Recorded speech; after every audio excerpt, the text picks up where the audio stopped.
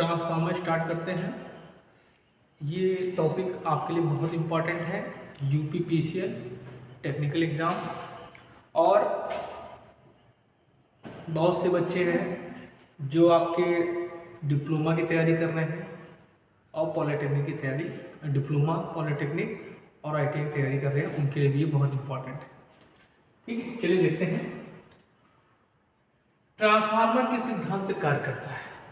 ठीक है, self induction पे काम करता है, म्यूचुअल इंडक्शन पे काम करता है, जूल्स लॉ पे काम करता है, किरचॉफ लॉ पे काम करता है।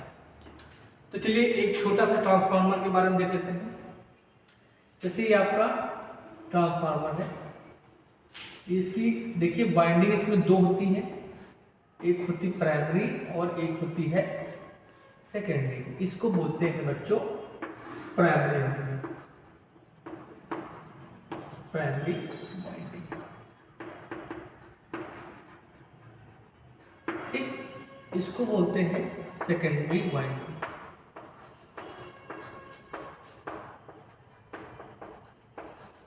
ठीक है, ओके। इसके टर्न्स को बोलेंगे N1, इसके टर्न्स को बोलेंगे N2। ठीक, अब देखिए प्राइमरी बाइंडिंग में हम लोग क्या करते हैं, सप्लाई देते हैं, एसी सप्लाई देंगे। तो एसी सप्लाई देते हैं तो क्या होगा, इस बाइंडिंग में एक अल्टरनेटिव फ्लक्स जनरेट हो जाएगा। ठीक है, पहले क्या होता है कि यहाँ पर I0 करंट फ्लो होती है, ये क्या करती है, इसके दो कंपोनेंट्स होते हैं बच्चों। वो क्या करता है, एक कंपोनेंट आपका क्या होता है, मैग्नेटाइजिंग कंपोनेंट होता है, जो क्या करता है कोर में मैग्नेटिक फ्लक्स को स्टेब्लिश करता है। ठीक, तो क्या होगा कि प्राइमरी बाइंडिंग में एक आपका फ्लक्स उत्पन्न हो जाता है, ये फ्लक्स क्या होता है सेकेंडरी बाइंडिंग से भी लिंक होता है। मतलब ये क्या करेगा, प्राइमरी बाइंडिंग के टर्न्स को काटेगा। ठीक है, तो फैराडे के नियम के अकॉर्डिंग इसमें प्राइमरी बाइंडिंग में कौन सा फ्लक्स उत्पन्न हो, इसमें आपका एक ईएमएफ उत्पन्न होता है जिसको हम लोग बोलते हैं सेल्फ इंड्यूस ईएमएफ। क्या बोलते हैं, सेल्फ इंड्यूस ईएमएफ, जिसकी वैल्यू होती है E1 equal to minus N1 d∅dt। ठीक बेटा, अब क्या है कि ये फ्लक्स आपकी सेकेंडरी बाइंडिंग से भी लिंक है, मतलब सेकेंडरी बाइंडिंग के टर्न्स को भी काट रहा है। तो जिसके कारण उसमें भी क्या होता है, एक ईएमएफ इंड्यूस हो जाता है, मतलब उत्पन्न हो जाता है, जिसको हम लोग बोलते हैं म्यूचुअल इंड्यूस ईएमएफ। ठीक है, जिसकी वैल्यू क्या होती है E2 is equal to minus N2 d∅dt। तो बेटा इस प्रोसेस से हमको क्या पता चला, इस प्रोसेस से ये पता चला कि जो ट्रांसफार्मर है वो आपका म्यूचुअल इंडक्शन पे कार्य कर रहा है। किस पे काम कर रहा है, म्यूचुअल इंडक्शन पे। ठीक है, तो इसमें आंसर क्या हो जाएगा बेटा आपका, इसमें आंसर हो जाएगा आपका म्यूचुअल इंडक्शन। ठीक, चलिए अगला क्वेश्चन देखते हैं। अब देखिए क्वेश्चन ये भी पूछ सकता है कि ट्रांसफार्मर क्या है। तो ट्रांसफार्मर बेटा एक स्टैटिक डिवाइस है। ठीक है, ये क्या करता है, वोल्टेज और करंट को घटाता और बढ़ाता है। क्या करेगा, वोल्टेज को घटाएगा और बढ़ाएगा, और इसमें फ्रीक्वेंसी क्या होगी, फिक्स होगी। ठीक, अब देखिए अगला क्वेश्चन है, ट्रांसफार्मर की कोर किसकी बनी होती है। देखिए मैं हमेशा कहता हूँ कोई भी क्वेश्चन आप एक पकड़िए, उससे रिलेटेड जितने भी टॉपिक बन सकते हैं उसका आप क्या कर दीजिए, ऑपरेशन कर दीजिए। ठीक है, अब देखिए कोर से रिलेटेड जो टॉपिक्स होंगे उसको मैं बता दूंगा। ठीक, अब क्या कह रहे हैं, ट्रांसफार्मर की कोर किसकी बनी होती है, कॉपर की बनी होती है, एल्युमिनियम की बनी होती है, सिलिकॉन स्टील की बनी होती है, कास्ट आयरन की बनी होती है। ठीक है, तो देखिए कोर जो होती है बेटा आपकी सिलिकॉन स्टील की बनी होती है। किसकी, सिलिकॉन स्टील की। ठीक है, अब हम लोग सिलिकॉन स्टील का प्रयोग ही क्यों करते हैं, सिलिकॉन स्टील का प्रयोग ही क्यों किया। ठीक, क्यों, क्योंकि सिलिकॉन स्टील का प्रयोग करने से हमारे जो हिस्टोलिसिस लॉसेस होते हैं वो क्या होते हैं, कम होते हैं। सिलिकॉन स्टील का प्रयोग से क्या होगा, हिस्टोलिसिस जो लॉसेस होंगे वो क्या होंगे, कम होंगे। ठीक है, हिस्टोलिसिस लॉसेस क्या होंगे, कम होंगे। और ये जो कोर होती है इनकी जो थिकनेस होती है, जो जो मोटाई होती है, थिकनेस, जो कोर हम लोग यूज कर रहे हैं, इनकी मोटाई जो होती है 0.35 mm से 0.5 mm होती है, ठीक। और इनको हम लोग लैमिनेट कर देते हैं। किससे करते हैं? लैमिनेट करते हैं। किससे? वार्निश की एक परत चढ़ा दी जाती है, जिससे इसको लैमिनेट करते हैं। लैमिनेट क्यों करते हैं? बेकार होता है। लैमिनेट क्यों करते हैं? लैमिनेट क्यों करते हैं कोर को? हाँ, एडी करंट लॉसेस को कम करने के लिए हम लोग इसको लैमिनेट करते हैं, ठीक है। तो इसको हम लोग क्या करेंगे? कोर को लैमिनेट करेंगे एडी करंट लॉसेस को कम करने के लिए। एडी करंट लॉसेस को कम करने के लिए, ठीक। तो कोर से रिलेटेड जो आपके टॉपिक बन सकते थे वो मैंने आपको बताया। चलिए अगला क्वेश्चन देखते हैं। ट्रांसफार्मर में कौन कौन से लॉसेस होते हैं? आयरन लॉसेस होते हैं, कॉपर लॉसेस होते हैं, विंडेज लॉसेस होते हैं। तो देखिए आपके ट्रांसफार्मर में आयरन लॉसेस होते हैं और कॉपर लॉसेस होते हैं। आयरन लॉसेस कहाँ होते हैं बेटा? कोर में होते हैं। कहाँ पे होते हैं? कोर में। तो इनको हम लोग कोर लॉसेस भी बोलते हैं। इनको क्या बोलेंगे? कोर लॉसेस, ठीक है। इनको क्या कहते हैं हम लोग? कोर लॉसेस भी कहते हैं। कोर लॉसेस को दो पार्ट में बांटा गया है, ठीक। इनको कोर लॉसेस भी कहते हैं या इनको स्थिर हानियां भी कहते हैं। क्या कहते हैं? स्थिर हानियां। स्थिर हानियां इसलिए कहते हैं कि इन पर लोड का कोई इफेक्ट नहीं पड़ता, ठीक है। नो लोड कंडीशन हो चाहे लोड कंडीशन हो, उस कंडीशन में इनकी जो हानियां होती हैं कोर लॉसेस, वो क्या होती है? फिक्स होती है। अब कोर लॉसेस को दो भागों में बांटा गया है। देख लीजिए यहाँ पे मैं बता दे रहा हूँ। एक होती है आपकी सैथिल हानि, जिसको इंग्लिश में बोलते हैं सैथिल हानि, ठीक। सैथिल हानियों को कम करने के लिए मैंने आपको बताया सिलिकॉन स्टील का प्रयोग करते हैं, ठीक है। और आपसे क्या पूछ लेगा? सैथिल हानियों का फॉर्मूला भी कभी कभी पूछ लेता है। तो इसका फॉर्मूला होता है बेटा KHB max की पावर 1.6 FV। ये भी आपसे फॉर्मूला आपका सैथिल हानि का पूछ लेगा, ठीक है। अगला क्वेश्चन, अगला जो होता है आपका, ये होता है एडी करंट लॉसेस। क्या होता है? Eddy current losses. Eddy current losses को कम करने के लिए हम लोग क्या करते हैं? कोर को लैमिनेट कर लेते हैं, ठीक है। और एडी करंट लॉसेस का फॉर्मूला क्या होता है? KEB max square F square T square B। तो ये आपको पता होना चाहिए, ठीक। अब आते हैं कॉपर लॉसेस। कॉपर लॉसेस कहाँ होते हैं बेटा?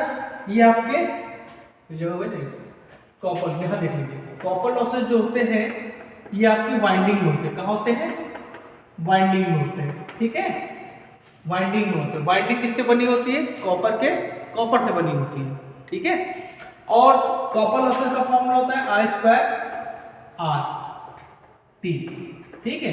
कॉपर लॉसेस का फॉर्मूला क्या होता है? I square RT। अच्छा, कॉपर लॉसेस निकालने के लिए अब आगे बताएंगे कौन से लॉसेस कब निकाले जाते हैं, ठीक है। तो आज मैंने आपको ट्रांसफार्मर से अभी कुछ क्वेश्चन बताए हैं। इनको हो सकेगा तो अपने नोट्स में लिख लीजिएगा, ठीक है। Thank you. चलिए अभी तो मैंने आपको 3 MCQs बताए हैं। ट्रांसफार्मर से रिलेटेड कुछ चीज़ें मैं आपको बता देता हूँ, फिर आगे फर्दर जो MCQs पूछूंगा उसमें आपको आसानी होगी, ठीक है। देखिए पहले ट्रांसफार्मर होता है क्या, ये पढ़ लीजिए। ट्रांसफार्मर, देखिए ट्रांसफार्मर में आपकी प्राइमरी वाइंडिंग होती है, ठीक है, और ये आपका सेकेंडरी वाइंडिंग हो गया, ठीक। ये आपकी क्या कहलाएगी? Primary winding.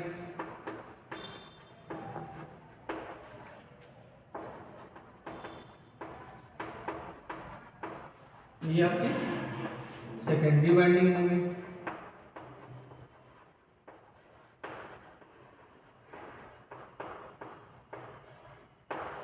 ठीक। अब प्राइमरी वाइंडिंग से हम लोग क्या करते हैं? सप्लाई को कनेक्ट करते हैं। एक बात हमेशा ध्यान रखना बच्चों कि जो ट्रांसफार्मर होता है हमेशा AC पे काम करता है। DC पे देंगे तो आप वाइंडिंग, आपकी प्राइमरी वाइंडिंग जल जाएगी, स्वाहा हो जाएगी, ठीक है, तो हमने यहाँ पे प्राइमरी वाइंडिंग को हमने एसी सप्लाई से कनेक्ट कर दिया। अब कभी कभी क्वेश्चन पूछ लेता है कि जो हम लोग एसी सप्लाई देते हैं उसका इक्वेशन क्या होता है, तो उसका स्टैंडर्ड इक्वेशन मैंने बताया था V equal to V max sine omega t. ठीक, इसके जो टर्म्स होते हैं इनको N1 टर्म बोलते हैं और इसके जो टर्म्स होते हैं इनको बोलते हैं N2 बोलते हैं। ठीक है, अच्छा अब देखिए ट्रांसफार्मर होता है क्या। ट्रांसफार्मर स्टैटिक डिवाइस है। क्या है? स्टैटिक डिवाइस है। स्टैटिक डिवाइस मतलब जहां भैया को हमने रख दिया वो वहीं पे रखे हुए हैं, उठ के नहीं जाएंगे। ठीक है, तो स्टैटिक डिवाइस मतलब ये है कि जहां पे उसको हमने रख दिया वो वहीं पे बैठे हुए हैं। ठीक, अब काम क्या करते हैं ये, किस पे काम करते हैं? म्यूचुअल इंडक्शन पे काम करते हैं। किस पे काम करते हैं? म्यूचुअल इंडक्शन पे। म्यूचुअल इंडक्शन मतलब क्या? जैसे मान लीजिए ये आपकी कोई कॉइल है, ठीक, और ये दूसरी कॉइल है बगल में रखी है। हमने इसमें सप्लाई दी तो इसमें क्या होगा? फ्लक्स जनरेट हुआ, ये फ्लक्स जनरेट हुआ, इसको काटा, लेकिन ये फ्लक्स क्या करेगा? बगल की जो आपकी कॉइल है उसको भी काटेगा। ठीक, इसमें तो ईएमएफ उत्पन्न होगा ही होगा। इस फ्लक्स से क्या है? इस कॉइल में भी ईएमएफ उत्पन्न हो जाएगा। इसको क्या कहते हैं? म्यूचुअल इंडक्शन कहते हैं। ठीक है, अच्छा भैया काम क्या करते हैं? वोल्टेज और करंट को घटाते और बढ़ाते हैं। वोल्टेज को बढ़ा भी देंगे और ये घटा भी देंगे। ठीक है, करंट को भी क्या करेंगे?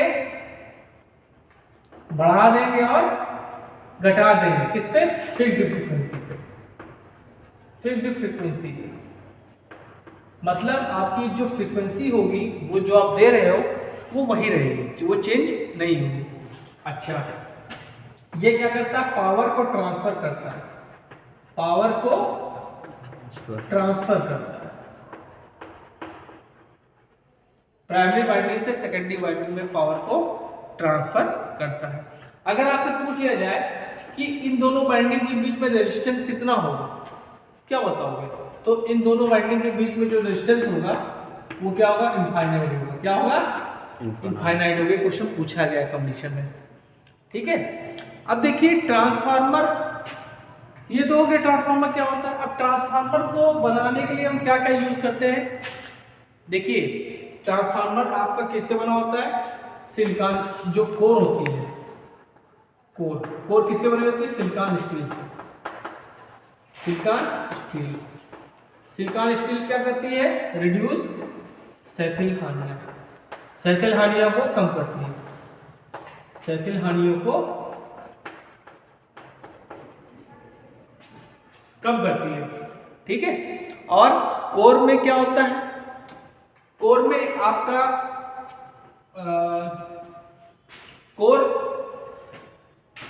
कोर का काम क्या है?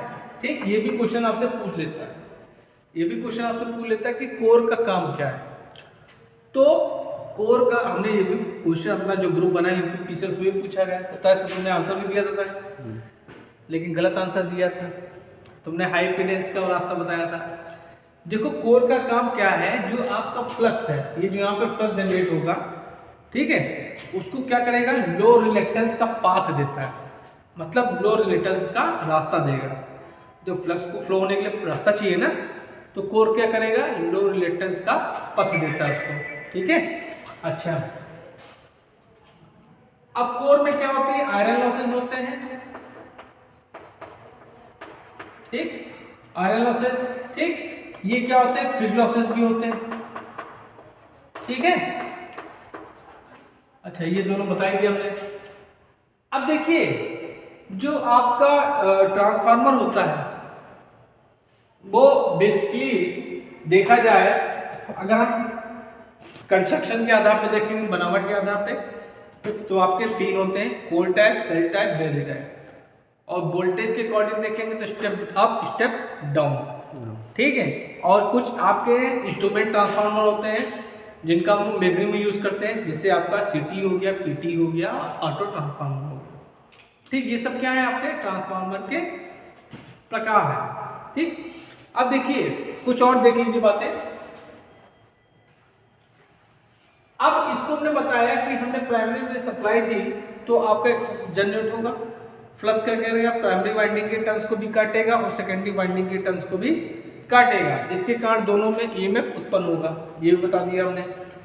अब इसमें जो ईएमएफ उत्पन्न होता है ट्रांसफार्मर में, उसका इक्वेशन क्या होता है, ये होता है E = 4.44 Fn⁵। जो ट्रांसफार्मर में जो ईएमएफ उत्पन्न होता है ये क्या होता है, 4.44 Fn⁵ होता है। ठीक है। अच्छा, क्वेश्चन ये भी पूछा जाता है बच्चों कि अगर हम ट्रांसफार्मर में सप्लाई देते हैं तो करंट फ्लो होती है। ठीक, करंट कौन सी फ्लो होती है, I0 करंट फ्लो होती है। इसको बोलते हैं नो लोड प्राइमरी करंट। क्या बोलते हैं, नो लोड प्राइमरी करंट। ठीक, इसकी वैल्यू कभी कभी पूछ लेता है। ठीक है, तो इसकी जो वैल्यू होती है I0 की, ये होती है 2% से लेकर 5% ऑफ फुल लोड करंट। मतलब अगर हम ट्रांसफार्मर के सेकेंडरी वाइंडिंग पे लोड लगा देंगे तो उसमें जो करंट फ्लो होगी उसको बोलते हैं लोड करंट। उस लोड करंट का 2 से 5% जो है ये I0 करंट होती है। ठीक है, ठीक है, ये क्या होती है, I0। अच्छा, I0 के बेटा दो कंपोनेंट होते हैं। ठीक है, I0 जो होती है इसके दो कंपोनेंट होते हैं। ठीक, एक होता है आपका मैग्नेटाइजिंग कंपोनेंट है, मैग्नेटाइजिंग कंपोनेंट